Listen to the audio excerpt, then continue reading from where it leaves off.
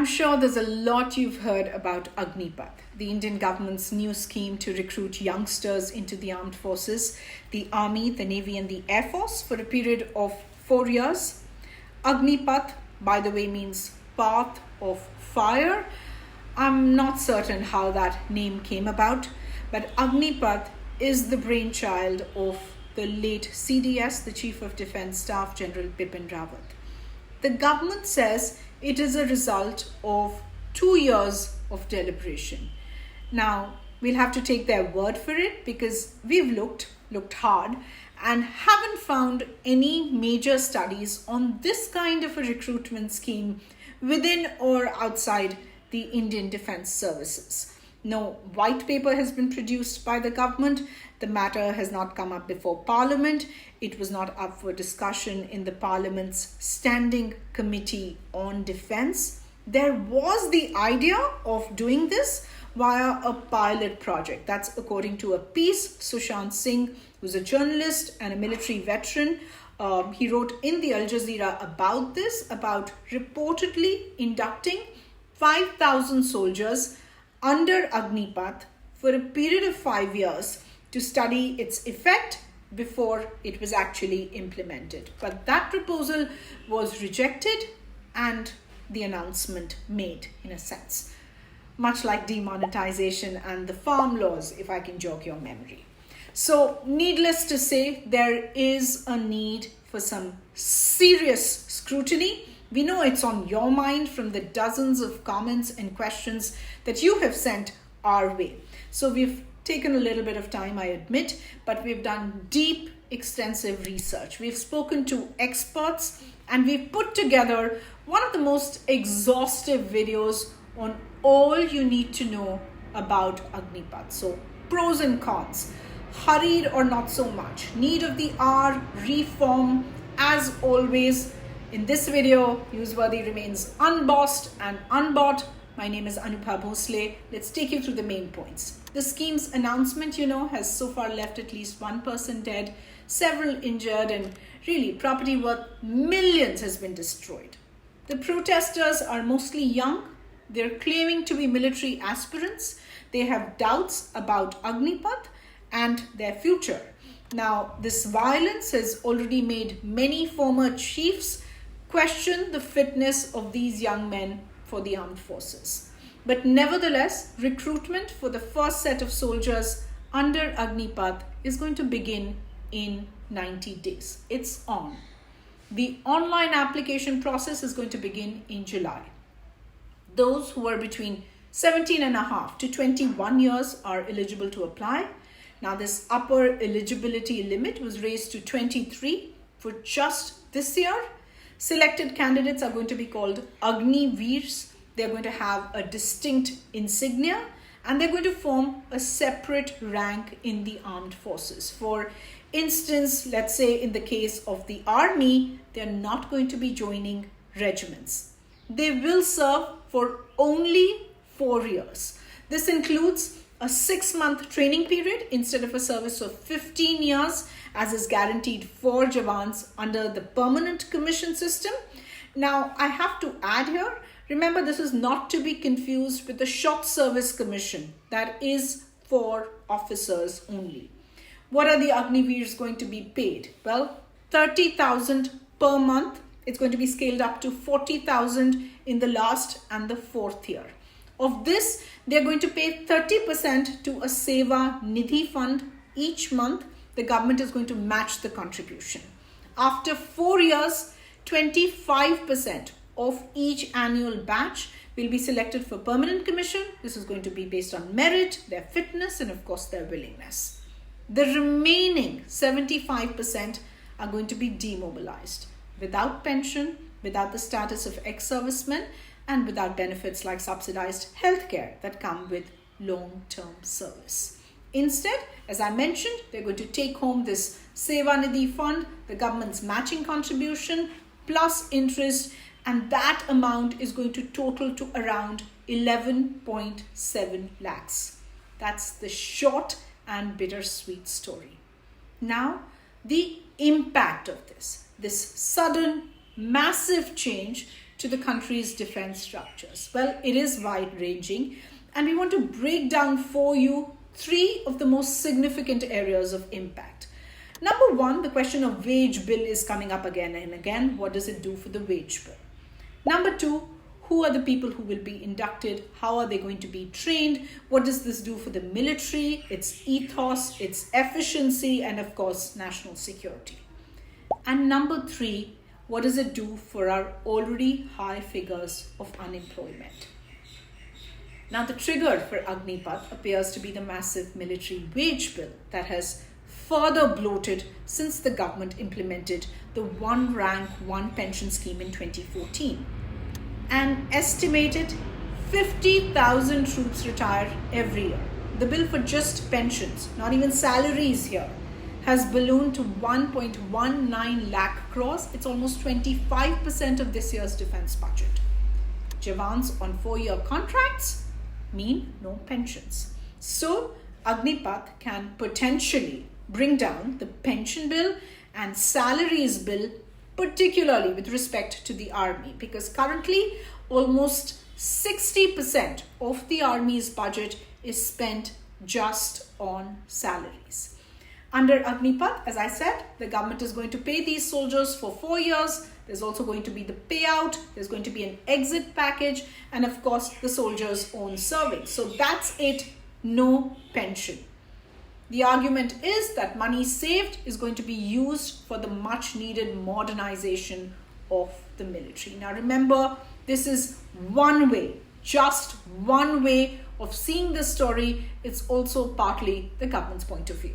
So it's also being seen as an attempt by the government to cut down its expenditure, but at the expense of young people. Now, those of us who've covered the defense have often heard this. In fact, it's been said many a times in the public sphere as well, that money is not a consideration when it comes to matters of defense or national security. In fact, the defense minister, Rajnath Singh, said as much at the launch of Agnipath when he said that we do not assess the nation's military requirements in terms of savings, unquote.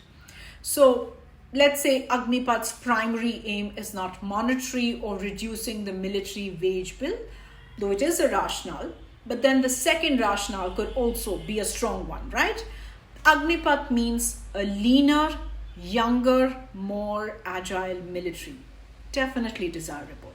The average age of the soldier will come down from 32 to 26, and there's going to be a fresh sense of josh among the troops. Now, many veterans and experts are disagreeing strongly. For them, Agnipath will just create poorly trained soldiers who will have to be in combat situations.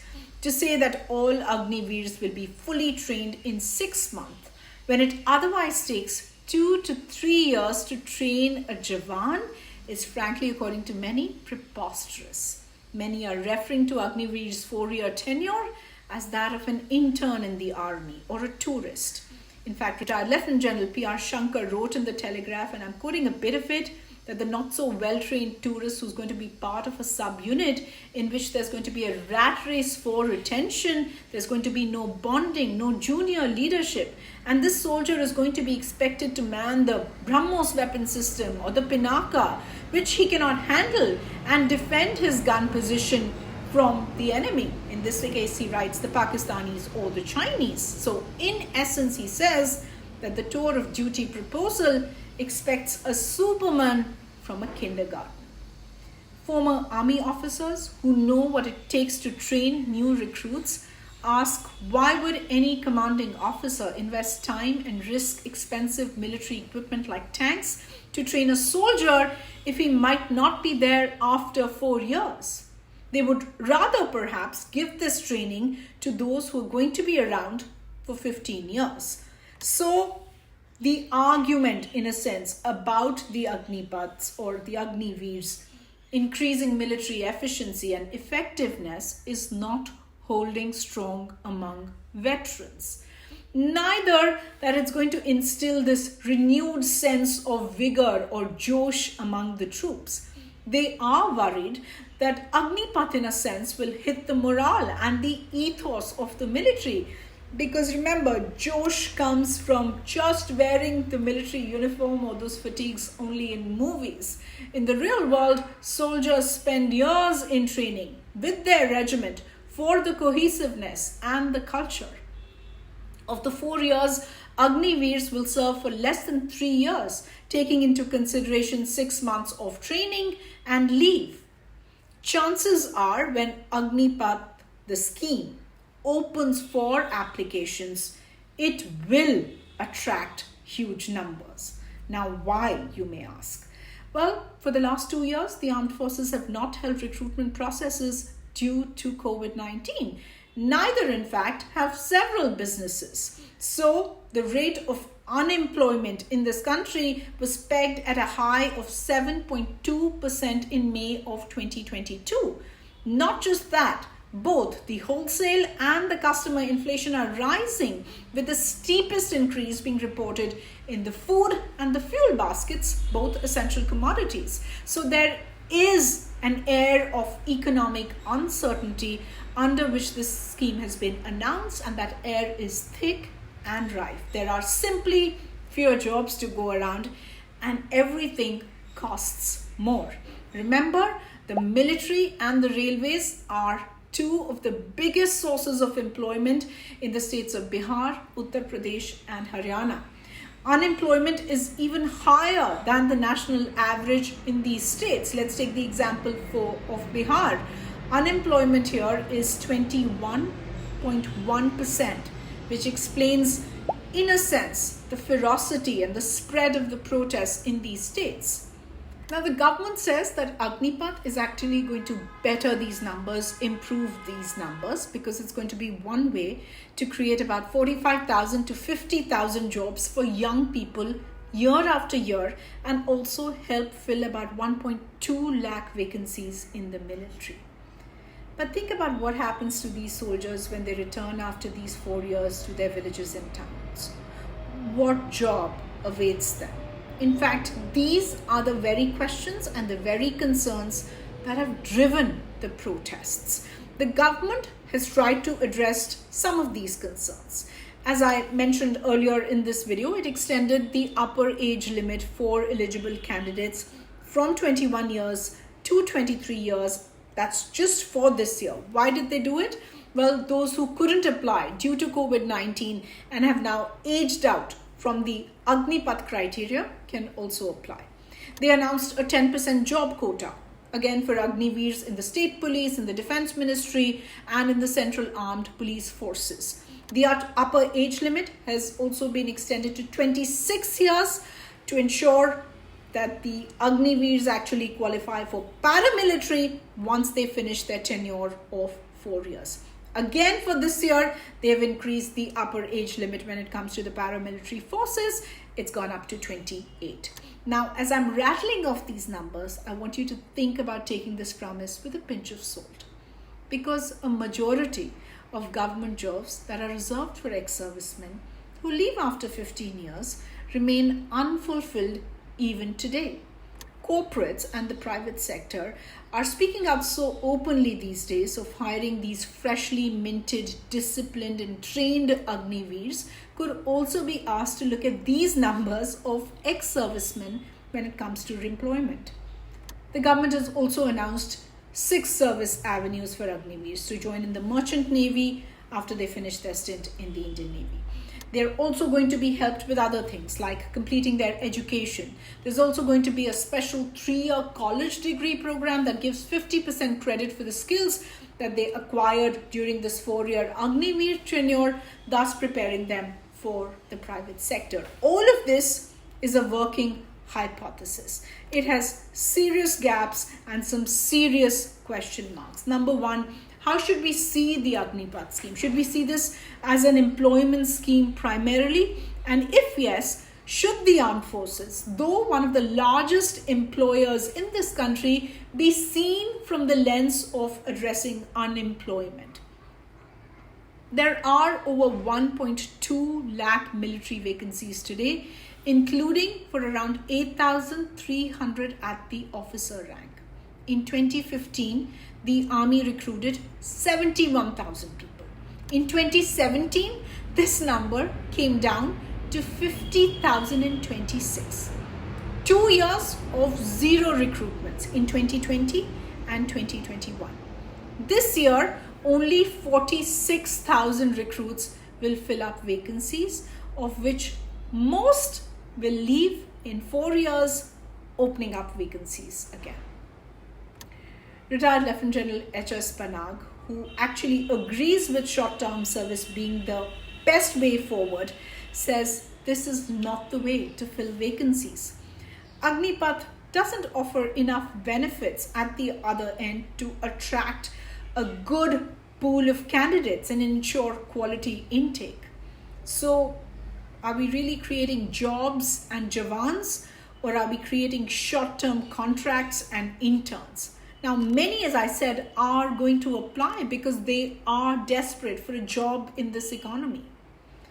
There are some who are also pointing to the remote but also very real possibility of some Agniveers using their limited combat skills adversely after they finish their stint.